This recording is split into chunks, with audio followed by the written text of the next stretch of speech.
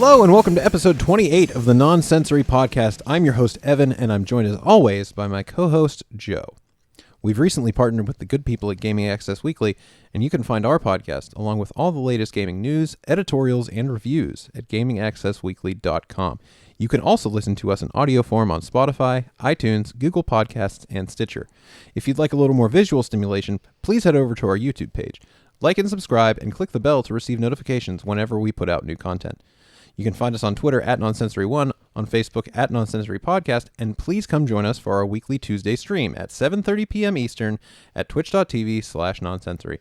Finally, please support us on Patreon by going to patreon.com/nonsensorypod.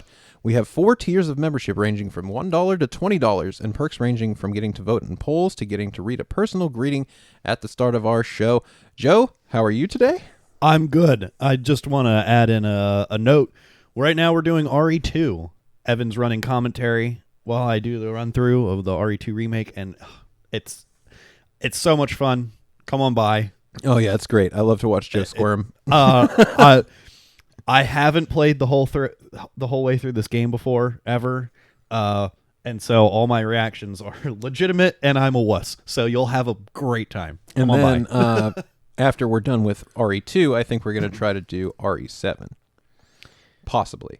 Yeah, where I would run commentary. We would reverse roles. It'd be the first. I've never played through RE7, so it'd be cool.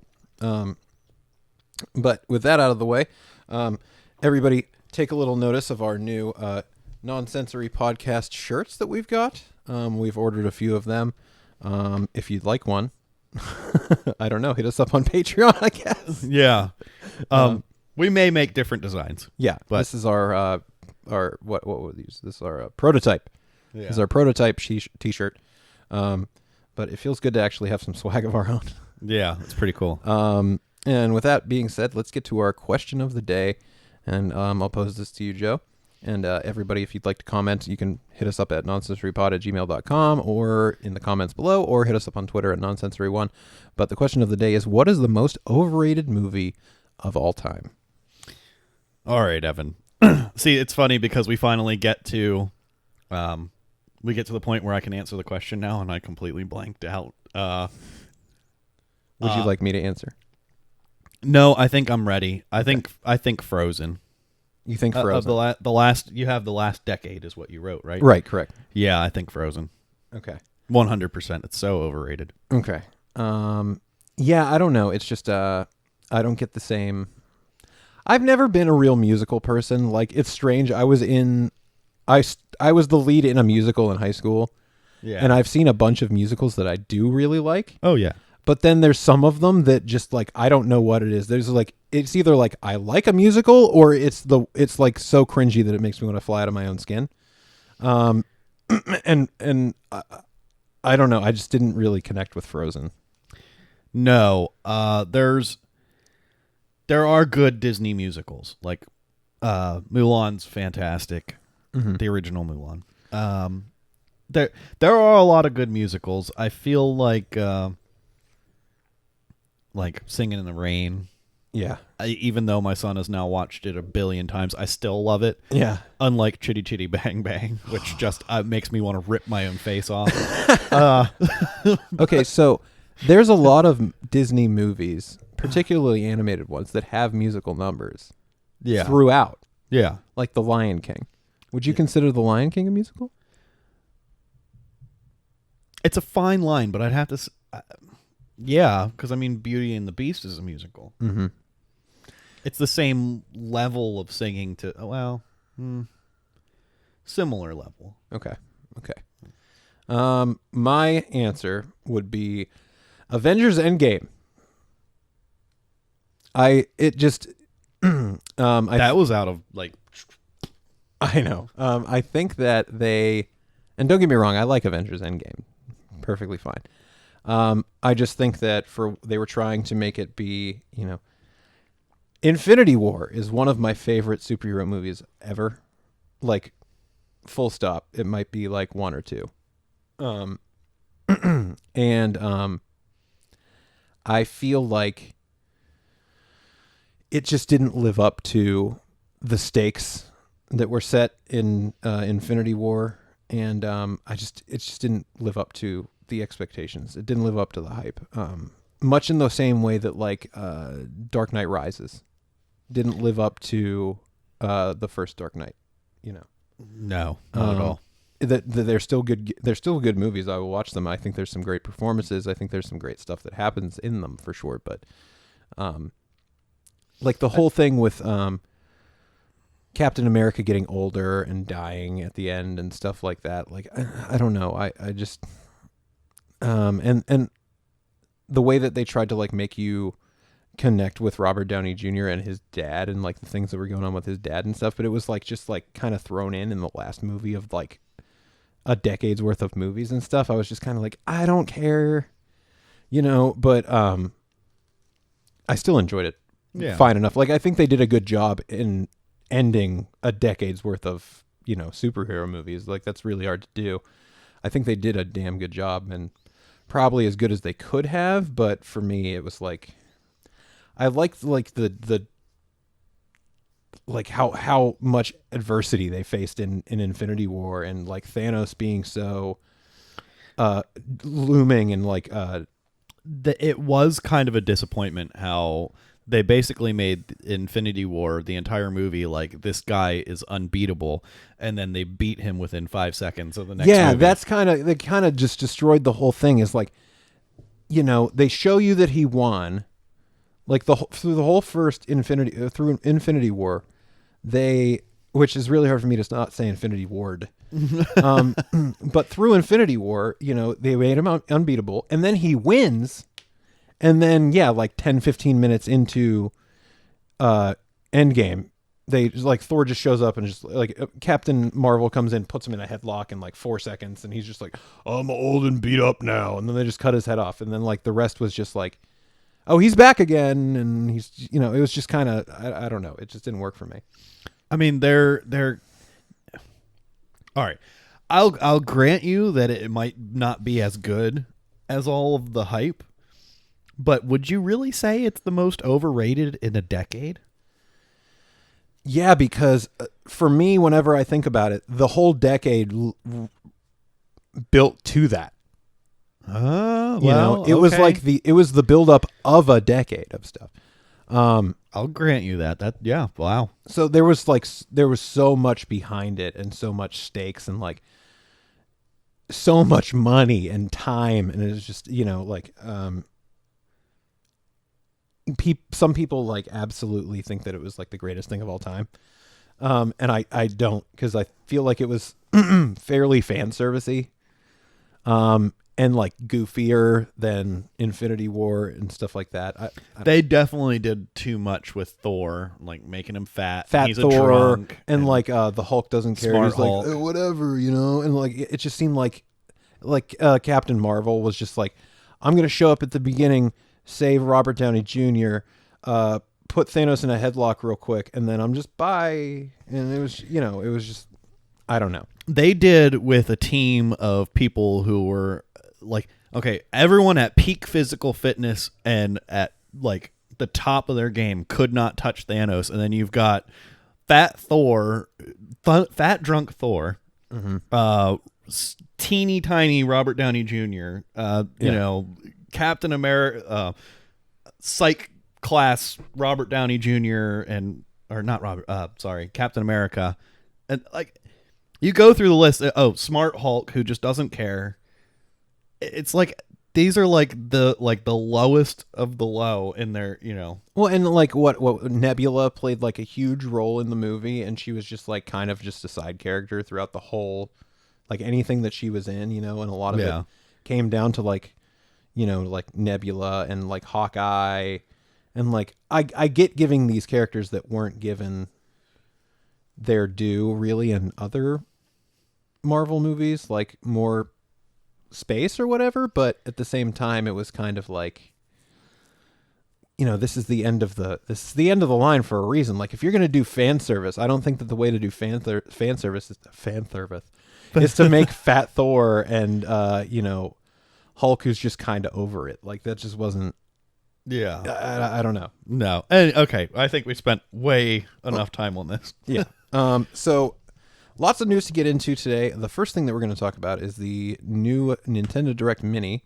It was a partner showcase, so it wasn't really a whole lot of it was nothing from Nintendo first party, but it was a lot of third-party stuff that's coming to the Switch.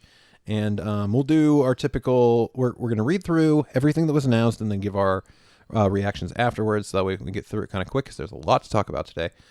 So why don't you go first, Joe, and then we'll switch off back and forth until we're done. So we pulled this from Ryan Craddock at Nintendo Life. But okay. Monster Hunter Rise. The game has been described as a brand new take on the Monster Hunter experience. Players will need to team up and save Chimera Village from the impending rampage, harnessing the new wire bug hunting tool and enlisting the help of palicos and palamutes. I hope I'm saying that correctly. Mm-hmm. Along the way, here's some PR. This latest entry in the action RPG series finds players battling fearsome monsters and reaching new heights. Prepare to be transported to the colorful Chimera Village, a new serene mountain locale where players will experience unique culture and innovation hunting technologies. Using a special insect called a wire bug, hunters will be able to grapple themselves in any directions, making it possible to scale towering cliffs and structures. That must be where the rise comes from. All combat areas within each quest are seamlessly connected, allowing for exploration of the vast and vertical landscapes with no loading times. Monster Hunter Rise launches for Nintendo Switch on March 26th, 2021. Additionally, a deluxe edition will also be available, which offers the full game and bonus DLC.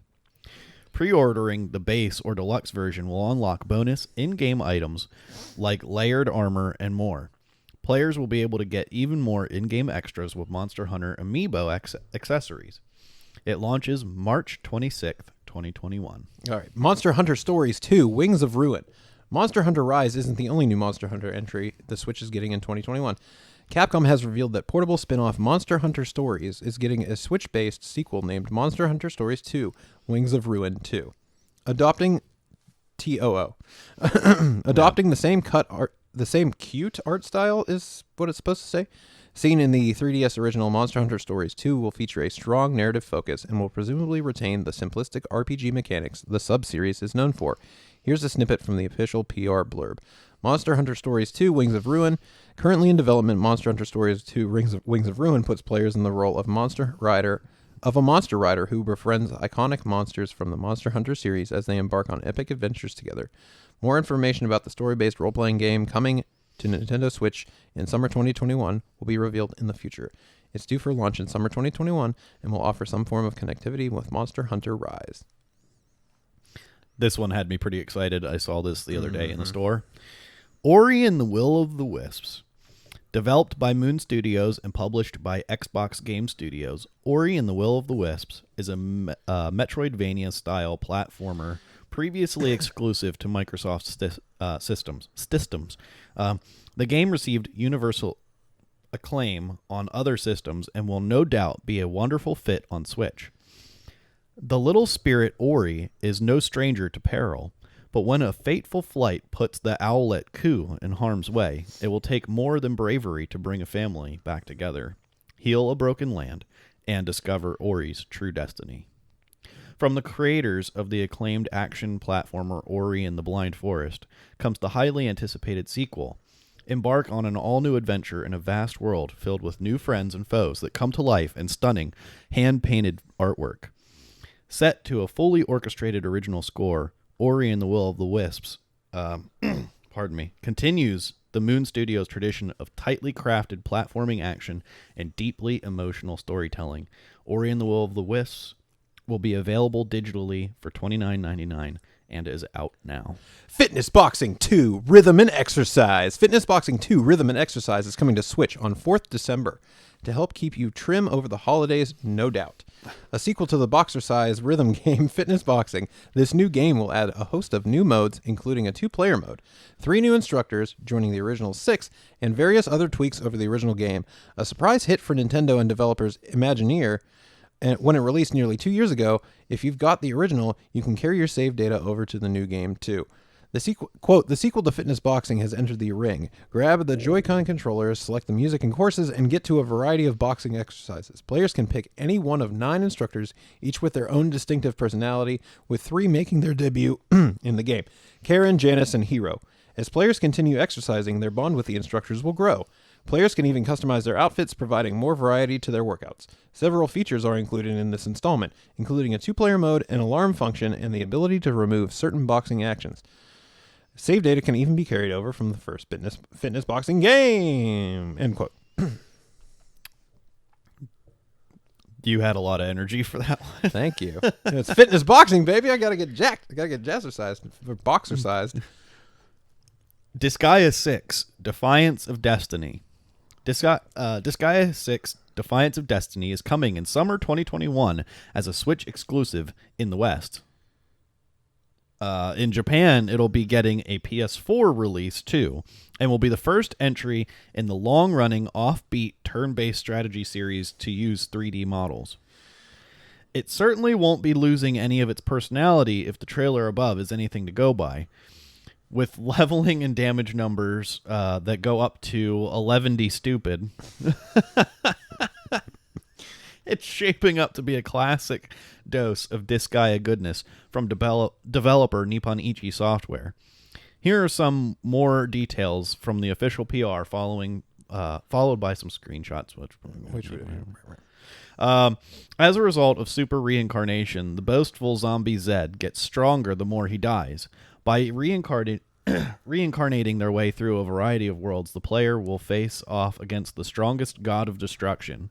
DISGAEA 6, Defiance of Destiny, marks the first time the series uses 3D models with vibrant characters full of personality and the return of the series' over-the-top battle system.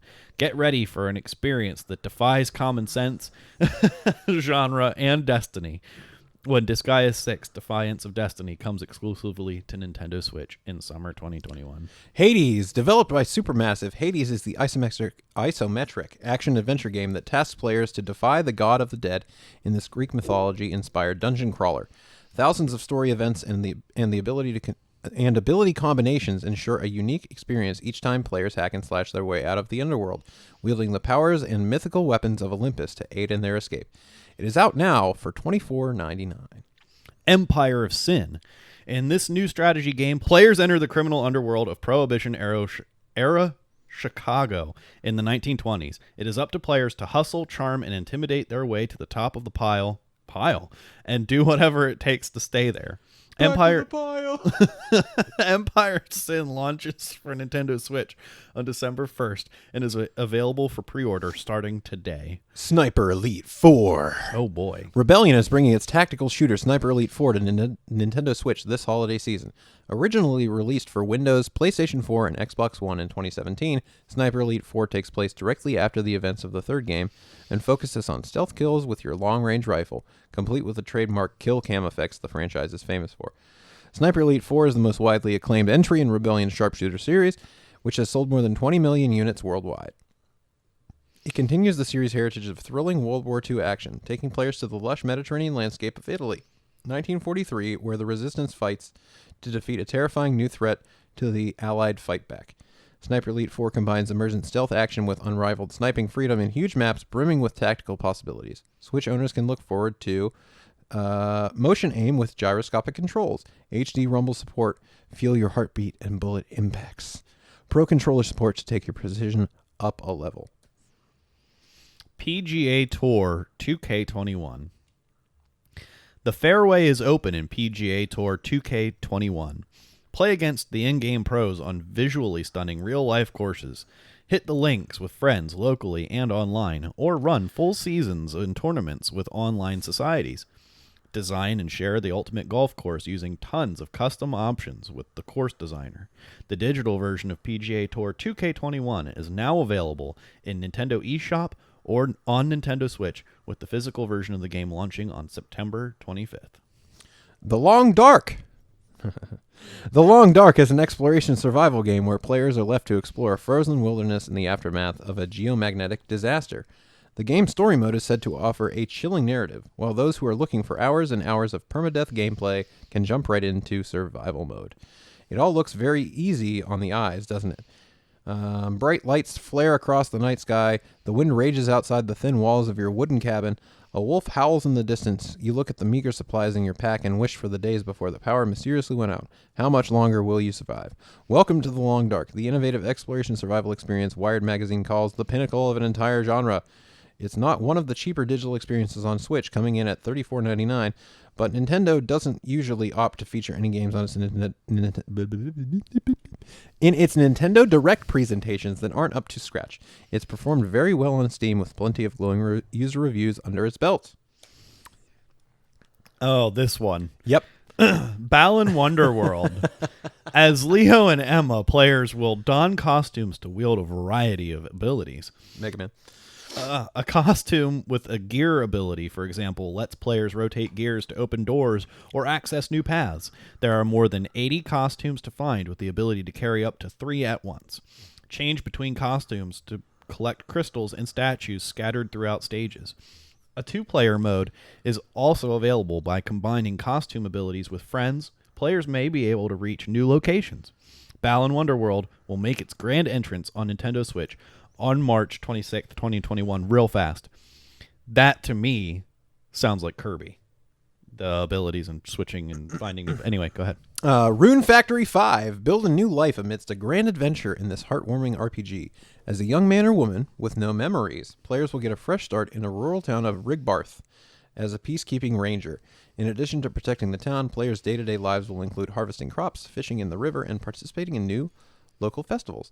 They may even find a special someone to start dating, fall in love with, and get married to. Don't do it. A new battle system allows players to perform combo attacks and allies to take down monsters. Begin life anew in a fantasy world where Rune Factory 5 launches on Nintendo Switch in 2021. And that's everything. Wow. That was so much. Catch your breath. Okay. Thoughts? Anything in there that you saw that you really were interested in, Joseph? Okay. So as I said, BALAN WONDERWORLD, that was one that was in PlayStation's showcase, the first showcase they did, where they actually revealed the look of the PS5. And that description of abilities and the way that you explore and stuff sounds a lot like Kirby to me. So I was not interested in this game at all before I actually watched and read, because like I'm super cynical in my just everything. Yeah. Fair. But you know, like the art style and all that stuff just really put me off. But from just reading about the game, it sounds like something that's right up my alley. It sounds good. Like 2-player co-op that you can play, combine abilities, and there's like 80 different costumes. So that means like I like platforming exploration games. Yeah. So it sounds like something that I should really like if I can get over the visual style. Well, it's not even the visual style that bugs me. It's like the music. When you watch that trailer, it's like, this is... Yeah. It's hard. Yeah. It's real hard. What did you think of Empire of Sin? Okay, so that sounds interesting. It's definitely a strategy game setting that I've never seen anybody attempt before, and that sounds really cool. It could be really fun. I always, all through middle school and high school, I had a fascination with Al Capone and the 20s era. I was say alcohol. Well, I mean that too. Alcohol. But so that will be really cool. I mean, I'm so over these Sniper Elite games, so I really don't care. I think we're both interested in Ori. Yeah. The Long Dark, I actually thought sounded really cool. Yeah. PGA Tour. I mean, some golf games are actually really fun, but it's never anything that I'm like, I have to go get I that. really loved playing the PGA Tour games with my dad whenever they were a Tiger Woods PGA Tour back in the day. Absolutely. I really, really love those games, and so I'm hoping that it will be something fun. It's just never one of those things that you're like, I have to go get that. Right. Right. Yeah. It's like I have a tough time with sports games because I always feel like they're never really worth my money. Yeah. So then there was that Hades. Hades reviewed really well, and it's from a very good developer, but I don't know if it's for me. Because they did Transistor, and what was the game before that? Either way, Well, I am interested to. I'll probably play Ori, but it's going to be on Game Pass because it's on Game Pass. But yeah, The Long Dark, Balan Wonderworld, Balan Underworld. Yeah, all those things sound pretty cool. Fitness Boxing 2. I know this sounds like, I know you're going to be like, really, dude? But when I saw this, so I always really liked on the Wii Sports and everything from back in the day. I actually really liked the boxing that you could do, and I liked all those things. And I think about, like, I saw this, and wow, there's definitely stuff that they talked about in there that's like, wow, that's really dumb. It seems like a fun way to be active. Yeah. And like, I'm really impressed with the motion controls in the Switch. Like, I just bought the Super Mario 3D All-Stars. Yeah, 3D All-Stars. And so I went back and I was playing Super Mario Galaxy, which they had to do a lot of redesign for, because you think about 64 used a regular controller. I mean, it was a 64 controller, so they had to, Right. address some things there. And then Sunshine was on a GameCube controller, so standard controller. Then the only one that, like, they really had to revamp how everything works is, on the Galaxy, Super Mario Galaxy, because it used these things. You know what? Maybe next week you can come back and give us your thoughts on that. Well, I mean, I was really impressed with the motion controls. I'll say that much. So, thinking about how the boxing would work, it might actually be way better than the boxing was on the original Wii.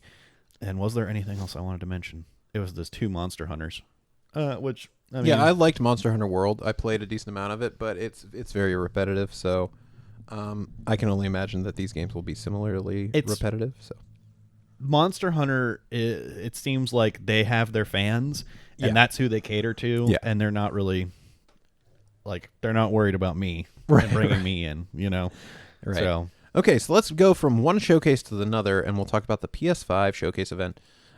We pulled this info from Games Radar from Jordan Gerblick. Jordan Gerblick. So we'll do a similar thing where we'll just back and forth, and then we'll give our reactions afterwards.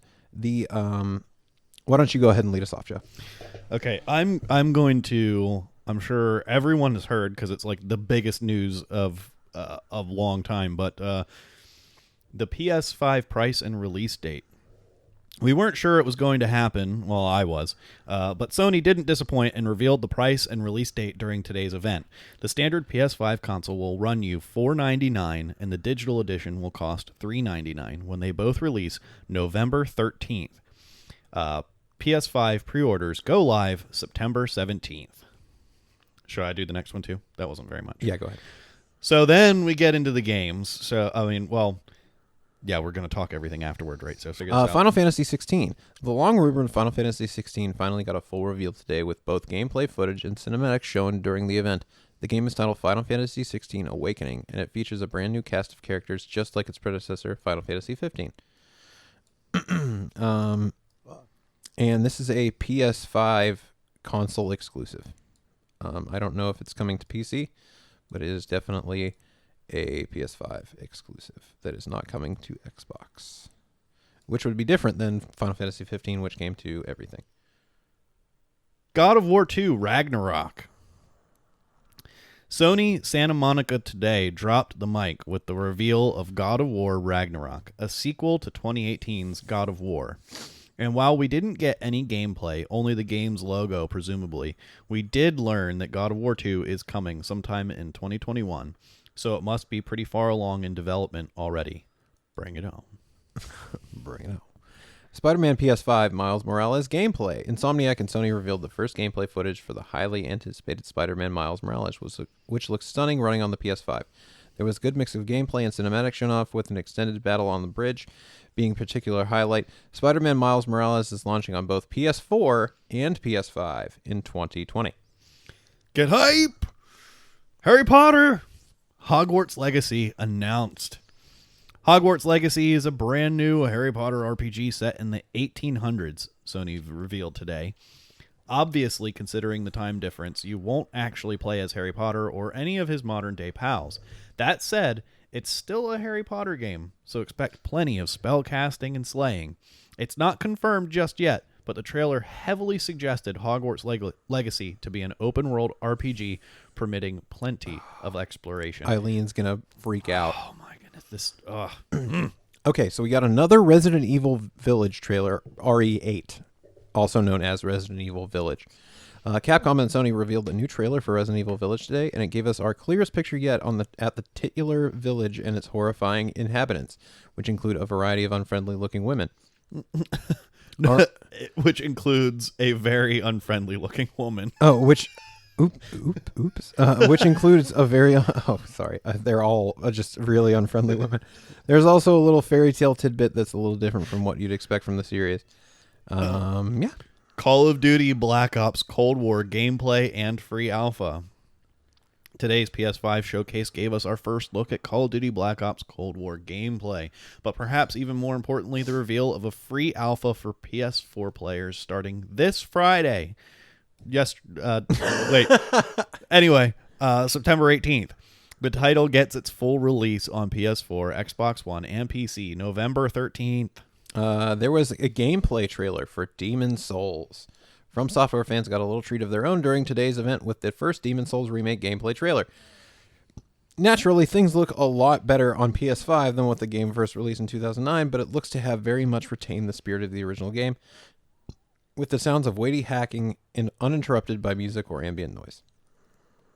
Dishonored studio Arcane announced today that their new game, an action-adventure titled Deathloop, is releasing next week.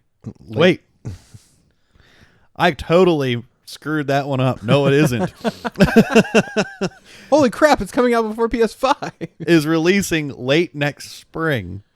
The news was revealed alongside a stylish new gameplay trailer revealing some new abilities you'll employ to down baddies. Oddworld Soulstorm. A brand new trailer for Oddworld Soulstorm. Moloch Returns was seen during today's event, and it shows protagonist Abe exploring a number of different environments with a good mix of cinematics and gameplay. Today's event gave us our first look at Five Nights at Freddy's Security Breach, a new entry in the prolific horror series.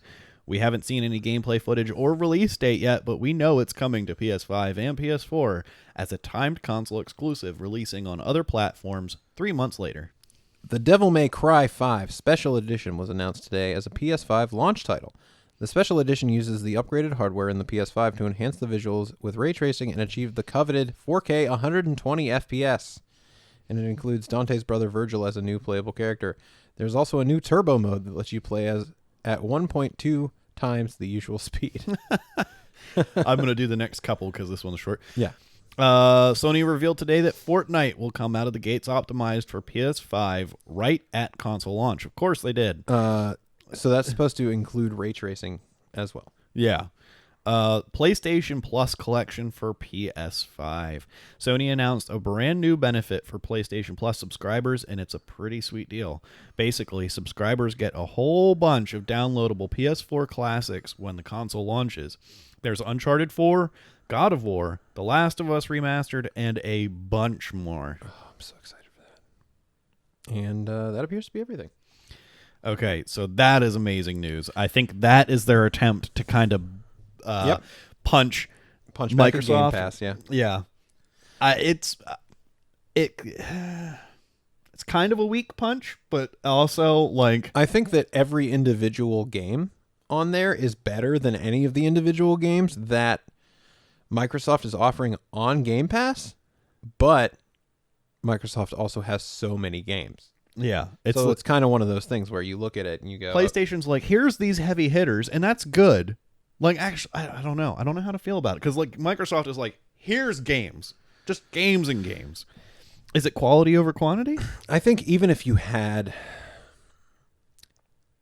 an Xbox before, and you were upgrading to a Series console, Game Pass, maybe you didn't have Game Pass, and it still offers you a thing where you probably haven't played a lot of the games that are on Game Pass. Mm-hmm. But with PlayStation, if you had a PlayStation, you probably played most of the games that are on the PlayStation collection. Yep. But this is basically for people that did not have a PlayStation last generation. It's like, here's everything. Here's all the highly acclaimed stuff that we've put out for you. That's why I kind of say it's a weaker punch. Mm-hmm. But it's still a big one. Yeah, like if I was looking into it, I'd go, okay, well, I've played most of those games. So for me, it's not like a thing that I would be interested in any more than to see the upgrades that are applied specifically on the PS5 hardware, if there are any. You know, if it like runs God of War at 4K 60, sweet, because, you know, that's awesome. But so I think my biggest takeaways from this whole thing is like, yay, we have we all knew that they were going to announce the release date and the price. Right. I am very pleasantly surprised with the price because I very easily saw this number being way higher until Xbox announced their price. Then it was when I realized, like, wow, I was way overestimating this price. Okay, so if we're getting into the price, $399. Yeah. For a full PS5 minus the disc drive, compared to the $299 of the Series S, but the Series S is a pared down Series X. What do you think of that? Because I think that's the biggest. It's $100 more, but it's exponentially more powerful. Right. But do you think that people will care about the exponentially more powerful thing, or do you think that they'll see next gen console $300? No, I think Sony will not be hurting from this. I think Microsoft will definitely gain sales for that, but is it going to be like this huge move over to them? I don't think so. There was one thing that I saw after this whole event happened, and it was basically like, how can Sony afford to offer the full fat PS5 for $100 less when the only difference is the lack of the disc drive, which, yeah, it's a 4K Blu-ray drive. You know, that's not cheap, but it's only like, you know, $50 if you buy one online, you know, as a consumer. So for Sony, being a huge manufacturer that's buying these things in bulk, it can't be that much for them. So, like, are they losing a lot of money on this deal? And the thing that was brought up was that, well, when you look at it, it's an all-digital console. They don't have to share any profits with retailers.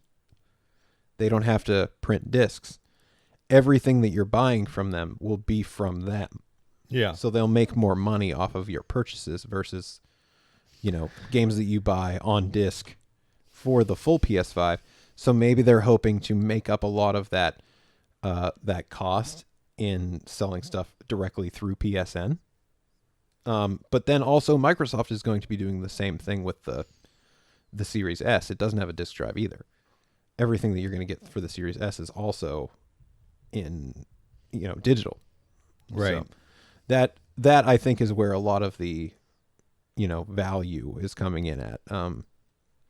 And it'll be interesting to see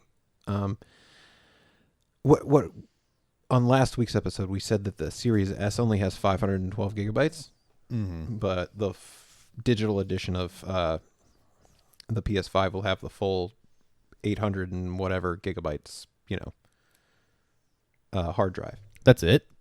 Well, you know, it's a terabit minus the OS or whatever. Yeah. So, and the OS takes up like 100 gigs or something like that. So, well, I mean, hopefully they'll have some kind of peripheral. but for $100 more, right, you're going to be getting an extra like 300 gigabytes of storage, plus being the full PlayStation. Wait, so yeah, I see what you're saying. I'm saying as far as I'm getting a PlayStation when I get one. The question is, like, what's the situation going to be hard drive wise? Because it has this special solid state drive. So is it going to be a similar situation to what Microsoft has done, where I'm going to have to buy a special hard drive or a special external drive that it has to be this for it to load games from and such? So they've already announced that if you want to add expanded storage for the PS5, you'll have to buy a PCIe 4.0 NVMe SSD, which is not friendly to the end user. You'll have to open up your PS5 and put it in. Oh. So I don't think either of them have a very friendly additional, size thing. And I really think that they are. Now, I think that they have to be relying on the fact that people will just buy a cheaper external drive and just download stuff to it and then transfer it. Okay. Now, with that being the case, are they saying any storage? Yeah. To add any storage. You're not going to have a proprietary drive like Microsoft does with their Seagate plug-in little chiplet-looking things. You can buy any PCIe 4.0 supported hard drive and put it into the PS5. So you'll have more choice as to what you want to buy, but those are still very expensive at this point. What I mean is you can't just plug in an external USB and it won't load games, but at least you can store.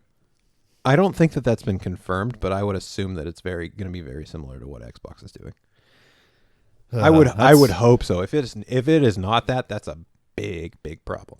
Yeah, that's kind of frustrating. I would want to, if you're going to do something like that, you need to give us like 4 terabytes. Because okay, so I guess we can go through. Ragnarok is amazing. Miles Morales amazing. Hogwarts amazing. This is all big. First thing with my first reaction to God of War Ragnarok is delayed. There is no way that game is coming out in 2021. And they know that. I think that they know that. They're like, all right, how can we drop the mic at the end of this presentation with something huge that people are going to freak out about? We'll announce God of War. But God of War came out in 2018. There is no way that they have a full-fledged sequel to that ready in 3 years. Would you like to bet? What can we bet? Let's bet like a 6-pack. Okay. All right. We got our bet. Everybody, if you're listening, you gotta remember. When we say delay, I mean major delay. Yeah, I mean into like 2022. So if it's delayed, like, okay, we need a couple months, that doesn't count. We're talking like a big. I'm talking if it slips into 2022. Yeah. Okay. All right. Then one more time. All right. Deal. Yeah, because I just don't see that this being ready. What about you? You think that they will have it? I think so. All right. I think so. What about Miles Morales? To me, the presentation was fantastic. The gameplay looked great. It was one of those things where I was like, I can't tell what was actually playable because so much of it switched from gameplay to what looked like cinematics to back to gameplay to like there was so much of the set piece stuff and none of it had like button prompts. So I was like, what exactly am I playing and what am I watching? Because you'd do a thing and then it would like, you'd be like, oh, I got to go up there and you'd swing up there and then it would play a thing that looked like just a cinematic and then you'd be back. And so I don't know exactly how that's kind of like, it was a good demo, but at the same time, it didn't show me a whole lot of like what I'm going to be actually playing. This game,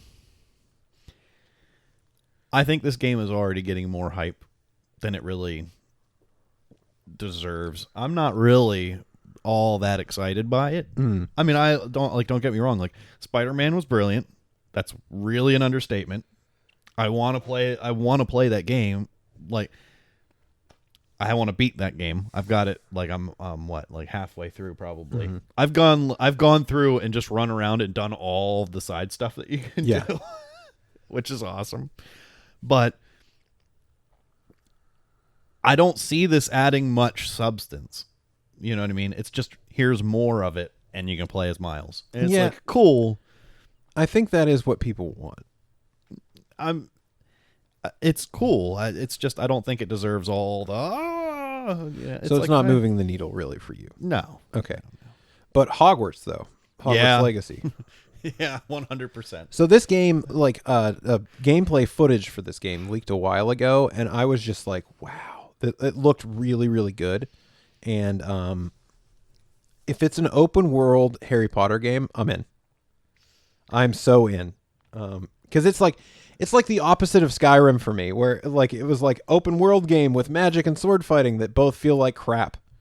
And this game's like open world game where you just fight with magic and it's just all about the magic, and it looks really awesome. Even to me, even if they just keep it in Hogwarts itself, mm-hmm. I mean, you can still do that and have it open world because that's a really big place. Right, yeah.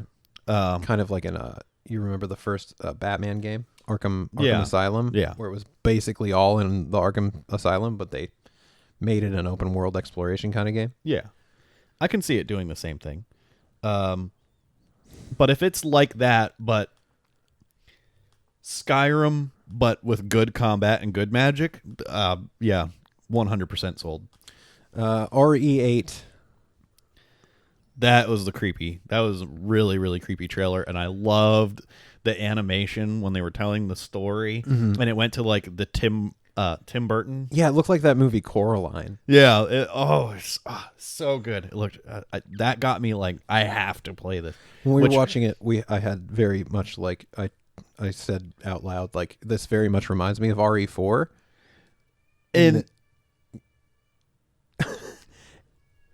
In that it you come across this like rural like village somewhere and something's amiss, like.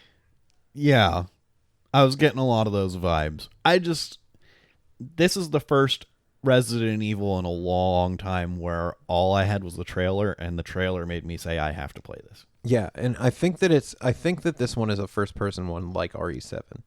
Yeah, it looks unlike like it. RE2 or RE3 that were third-person. Black Ops Cold War gameplay. This wasn't a thing that was going to get me on board or off board, overboard, whatever you want to say. But Jump ship. It was so over the top. Like at some point, you stealth kill a dude by stabbing him in the neck, and then you shoot him in the head. Like your character literally shoves a knife through their neck. It comes out the other side, and then you pull out a deagle and blow his brains out. And I'm like, this looks so stupid. It looks so dumb.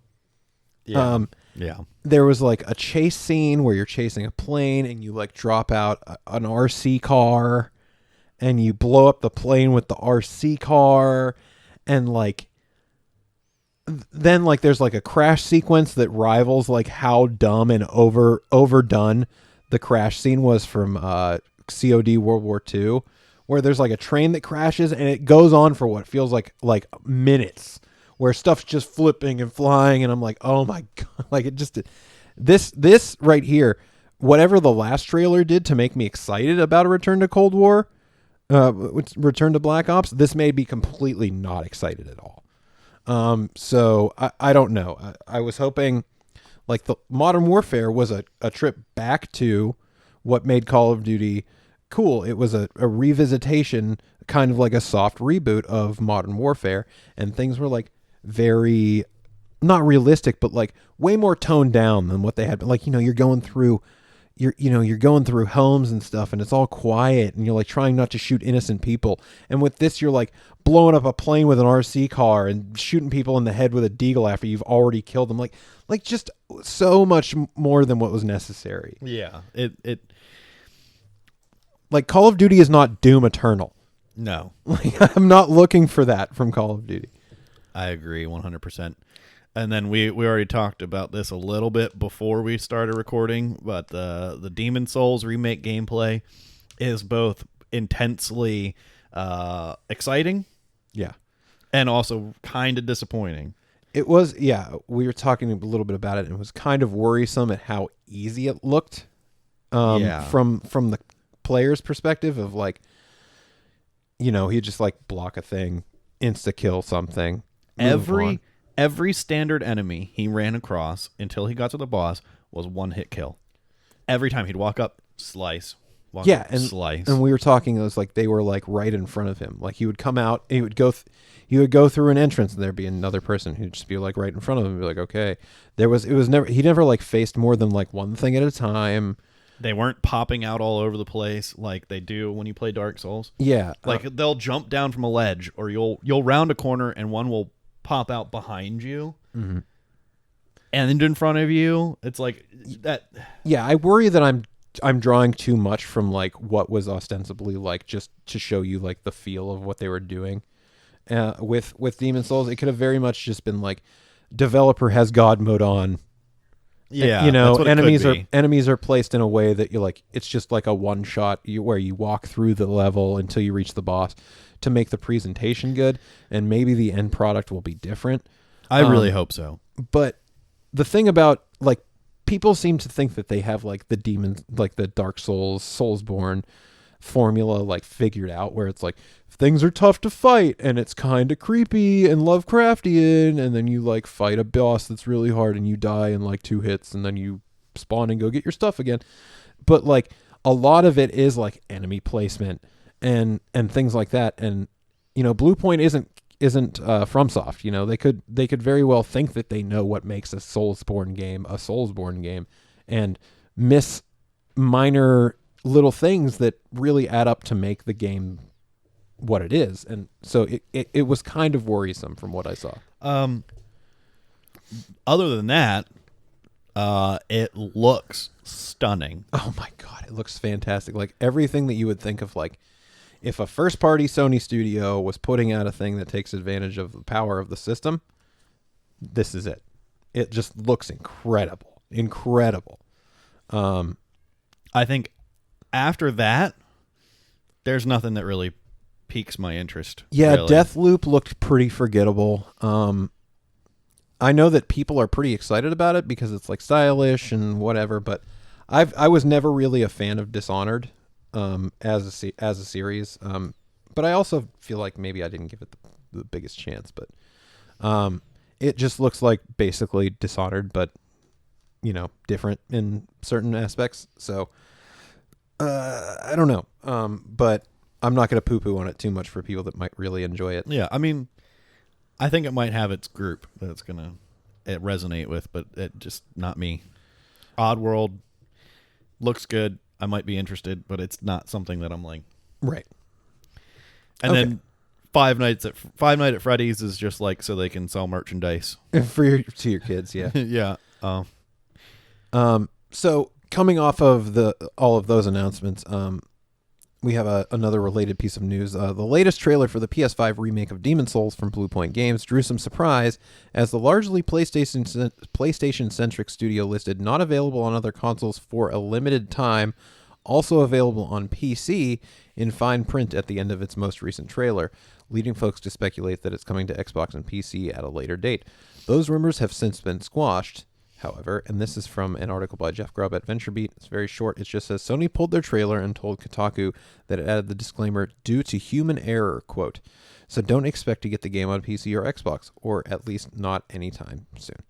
So that was a big thing for me, because like, realistically, the game that I'm most looking forward to with the PS5 launch is Demon Souls, and if it was coming to PC, I was thinking about waiting, but that kind of sways me a little bit back towards the PS5 side.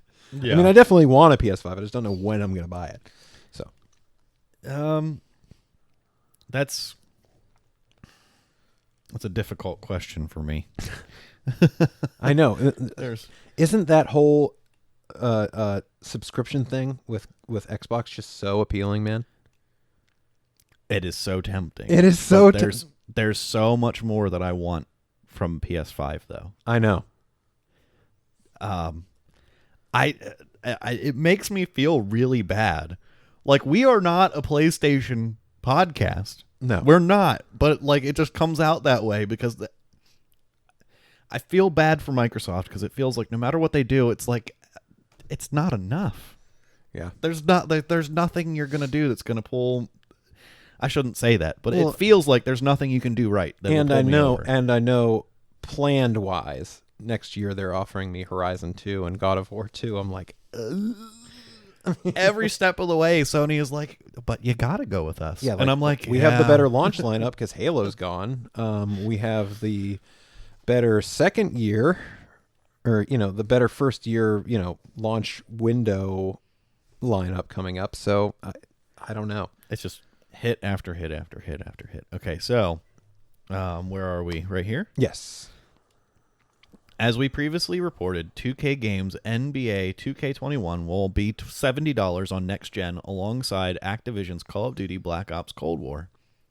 This has led to speculation that $70 will be the de facto standard price when it comes to AAA next gen games. Now Sony has thrown even more fuel on this fire, confirming that its first-party PS5 games will be up to $70.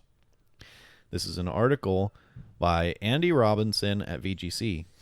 Sony has confirmed that first-party PlayStation 5 games will retail up to $70, mimicking an industry-wide trend towards more expensive games on next-gen consoles. Launch title Demon's Souls, Destruction All-Stars, and Marvel's Spider-Man Miles Morales Ultimate Edition will each retail for $69.99. The standard edition of Spider-Man, which does not include a remaster of the original game, will retail for $49.99. While family title Sackboy: A Big Adventure will retail for $59.99.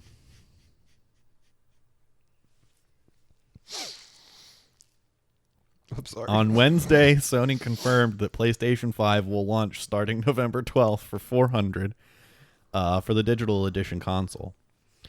Industry research firm IDG Consulting recently said it believed that more major games publishers would explore raising the prices of their games on PlayStation 5 and Xbox Series X, as development costs are expected to increase.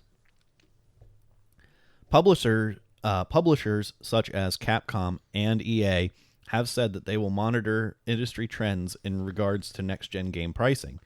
Ubisoft has said that its first wave of next-gen games will not cost more than the current-gen versions, but didn't rule out PS5 and Xbox Series X releases post-Christmas 2020 coming at a premium price. Meanwhile, Xbox head Phil Spencer reportedly wouldn't comment on how much Microsoft Xbox Series X first-party titles would cost when asked by the Washington Post. So it looks like we're headed towards a $70 future. And, what we talked about before is kind of like that we're okay with it. As long as games continue to be as high quality as they have been. Yeah. So, I don't think that's much to ask. I would get $10. used to it, everyone. And if you don't think that $70 is worth it, I hate to break it to you. It definitely is. Yeah. Because, I really don't think it's too much to ask. What they reported in this article that I did include, but we talked about it on the show before, is that the former head of Sony is like, look, dude, I've been in the game for 30 years and games have been $60 for like 30 years. Like nothing else is like hoarded off inflation prices like the games industry. So y'all should just like realize that what you have now is like way better than what you could expect.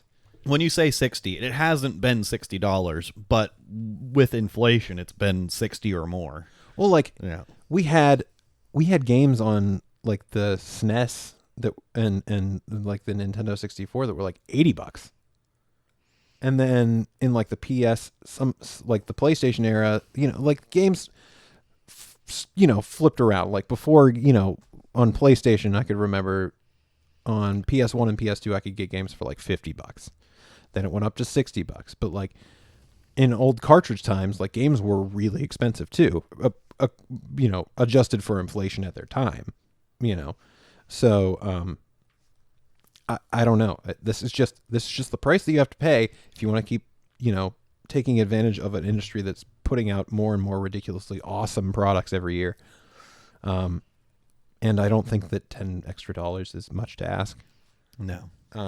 So the PlayStation 5's full launch lineup so far consists of, and this is from Ari Notice at Kotaku. Before today, Kotaku? I said You're hungry. I really am hungry. Me Before too. today, the potential PS5 launch library has been unknown due to delays in hazy holiday 2020 release date announcements. But today's stream finally lifted the fog. At the moment, here's what you'll be able to boot up out of the box. The zany platformer Astro's Playroom will become preloaded on every PS5. In other similarly twee platforming news, Sackboy, a big adventure. Sorry, I can't laugh. A fully 3D entry in the long-running 2.5D Little Planet series will be available at launch. Make that 2 more machines you can play Fortnite on. Destruction All-Stars, a game about crashing vehicles and fists into each other, will be available at launch. Devil May Cry 5 Special Edition, a shiny redux of the action game complete with ray tracing, will be available digital on day 1 at 120 FPS. In a tweet, Insomniac confirmed Miles Morales will be available alongside the PS5, depending on your region. It's also coming to PlayStation 4. The Demon's Souls remake from Bluepoint Games will be playable at launch. Godfall 2. PlayStation 5 players will also have day 1 access to PS5 or PS Plus collection and games on demand service that allows you to download and play some of the PS4's biggest games. Some playing games included God of War, Uncharted 4, Battlefield 1, Until Dawn, and Final Fantasy 15.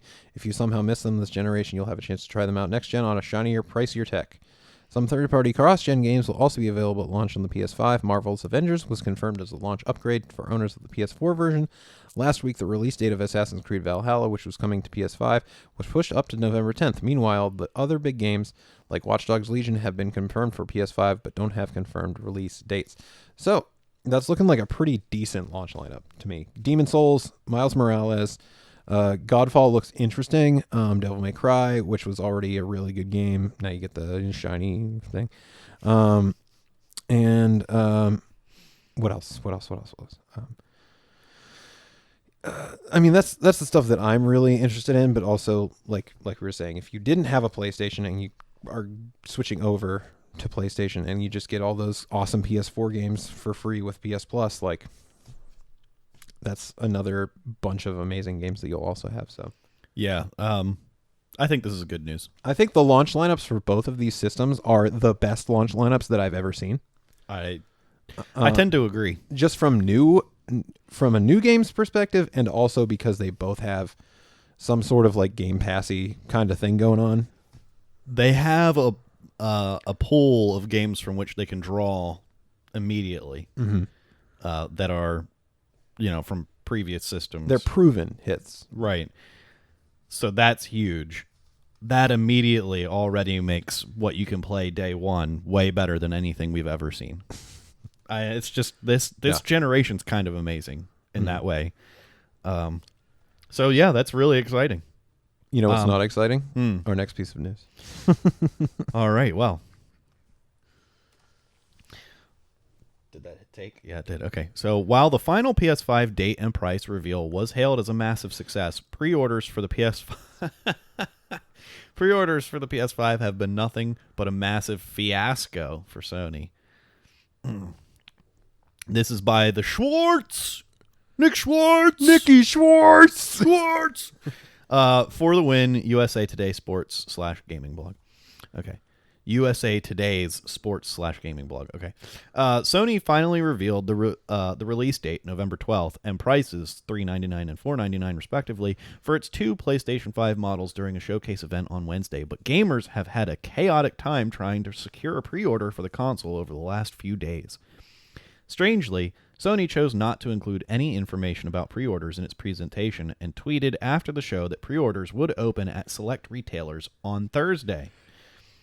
The retailers themselves broke the date, however, and some people were able to successfully order the console via Walmart, Target, and Amazon. Shame, shame. Since then... Don't you do that. No. Since then... Don't you give Bezos your money. Don't you do that. Since then, there have been a few incredibly short windows where pre-orders have opened online, but customers have had just a few seconds to act before the console sold out. In some cases, stores like Best Buy have already canceled some pre-orders, and Amazon has warned that PS5s may not be delivered on time. In short, it's been an absolute mess. Sony addressed the pre-order situation on Twitter Saturday, apologizing for its messy handling of the situation, but confirmed that there will be windows to pre-order over the next few days. Tweet: Let's be honest, PS5 pre-orders could have been a lot smoother. We truly apologize for that. Over the next few days, we will release more PS5 consoles for pre-order. Retailers will share more details, and more PS5s will be available through the end of the year. So this whole thing just makes me really shake my head. Like, what are you doing? It really doesn't have to be that complicated. I don't understand what the issue is. Like, why are they having such difficulty with pre-order? I think that they didn't like. Maybe it's best that we get into the next thing then. As opposed to the PS5 pre-order fiasco, Microsoft was much more clear in when and where in concerns to when its pre-orders go live. That's today, for your information. From a post on Xbox Wire, Microsoft announced the following. Next week, beginning September 22nd, you'll be able to pre-order both Xbox Series X, our most powerful console ever made, and Xbox Series S, our smallest console ever, delivering next-generation performance at a more affordable price. Xbox Series S and Xbox Series X will be available in 37 countries on November 10th and 41 countries by this holiday. You can secure your place in the next generation by pre-ordering Xbox Series X at $499 or Xbox Series S at $299 for a low monthly price through Xbox All Access, or grab both if that's your thing. Beginning on September 22nd, you'll be able to pre-order Xbox Series X and Xbox Series S online at the following retailers. United States, 8 a.m. Pacific, Microsoft Store, Amazon, Best Buy, GameStop, Walmart, Target, Sam's Club, Newegg, and other participating retailers. In Canada, 8 a.m. Pacific, in the Microsoft Store, Amazon, Walmart, Best Buy, EB Games, The Source, and other participating retailers. What? In the UK, 8 a.m. BST, body standard, Microsoft Store, Game, Amazon, Dixon's, Curry's PC World, Argos, John Lewis, Smith's Toys, Very, AO, Tesco, Simply Game, Shop2, and other participating retailers.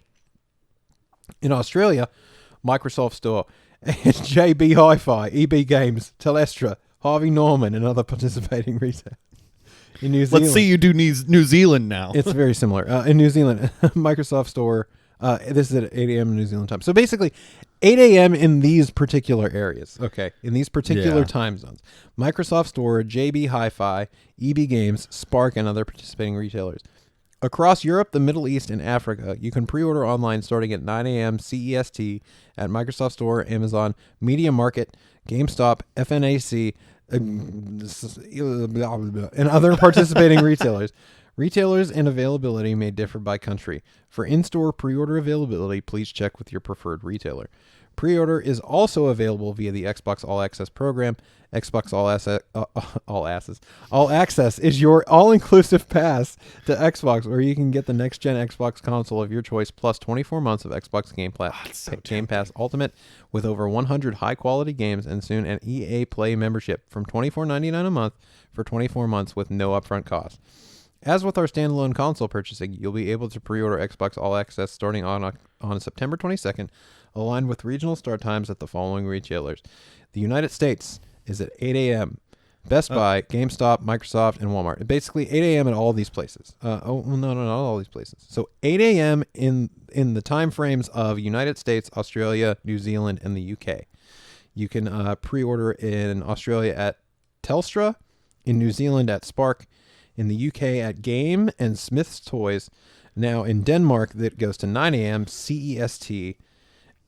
At El Giganten. In Finland at Giganti. Norway at Elkchop. And Sweden at El Giganten as well. Pre-orders with Xbox All Access will not be available in Canada, France, Poland, and South Korea on September 22nd, but the program will be available in these countries before the Xbox Series X and Xbox Series S launch this holiday. We'll have more details to share soon. Also, as a reminder for existing Xbox All Access members, you now have even more flexibility when it comes to your upgrade path for the next generation. This means you are now able to purchase the Xbox Series X or Xbox Series S with all Xbox All Access at any time, including during the pre-order window. US and UK only, subject to availability. Plus, while still completing your minimum payment requirements for upgrade. Learn more about how to upgrade at xbox.com/Xbox All Access/upgrade. Okay. Jesus, that was so much. Yeah. Okay, so I have a lot of thoughts. Hold on, I gotta back this up real quick. Back that thing up. All right. Xbox All Asses. Back that thing up. UK 8 a.m. BST is big stick time, right? Big stick time. That's what We got a big stick over there. Wow. So it seems Xbox or Microsoft really has their head on straight when it comes to pre-order. The most so overly clear. This is when it's happening. This is when it's happening everywhere at all these places across both, their access program and just if you want to buy the console. And then PlayStation was like, tomorrow. You'll figure it out. And then you'll notice that, the retailers that listed the thing early and started selling the PS5 early, a lot of them were the same places that you're going to be able to pre-order the stuff for Xbox, but nobody was just like, we're just going to just throw them up. Yeah. Maybe that's, I don't know. I don't know what that's about. I don't either. It was just sabotage. I really think that maybe Sony didn't even have, I feel like Sony didn't have enough time. Or they were waiting. I feel like they were waiting for Xbox, and in doing so just didn't have their pre-order stuff aligned the way that they should have. And then maybe they surprised these retailers by announcing the date and price. Because forward facing to the consumer, they were like, we're not going to talk about the price or release date. It's going to be all about the games. and then they were like, whoops, actually here it is. And I don't know. I really, really, really don't know how a multi-billion-dollar company like Sony, who has plenty of experience with consoles and console launches, just has such a. This is the fifth time. Well, for a major at-home console. Yeah, not counting their two handhelds or revisions of consoles and stuff. It's just you've had time to figure out how this works. But EB Games, I did not know that they were still around. Yeah, they are. I think that were they founded in Australia? I think that they were. Or maybe EB Games. Why did it pull up EB Games Australia? I think that is EB Games the only place that. Okay, so it says parent organization GameStop. Yeah, I knew that. But as soon as the first thing that I searched was EB Games, and it came up with EB Games Australia.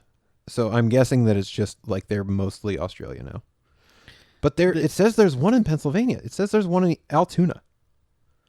That's weird. I have not seen one in a long time. The closest it's either there's one in Altoona or there's one in Ontario, Canada. So I don't know. You went back over that pre-order thing for the Xbox, mm-hmm. and when you go back over it again, it is still so tempting. Mm-hmm. You get all of that stuff included. I forgot that you. Game Pass, cloud streaming. So if you're just like laying in bed and you're just like, I just want to play some Halo or something, pop it up on your phone. And the console, like I don't have $500, but I do have 35 right now, and I'll probably have 35 next month. You know, it is very tempting. Now that $35 is for 2 years though. Yeah, but I haven't seen any details on like if I get it and I'm like, and then I cancel it. Like, am I stuck in the contract? Do I have to, is there a cancellation fee? Do I have to pay the whole cost of it? Like, I don't know. What the thing that gets me is that, like, when I actually take a moment to think about it, it's like if I did this thing for this $35 a month for 24 months, mm-hmm. that's my game money.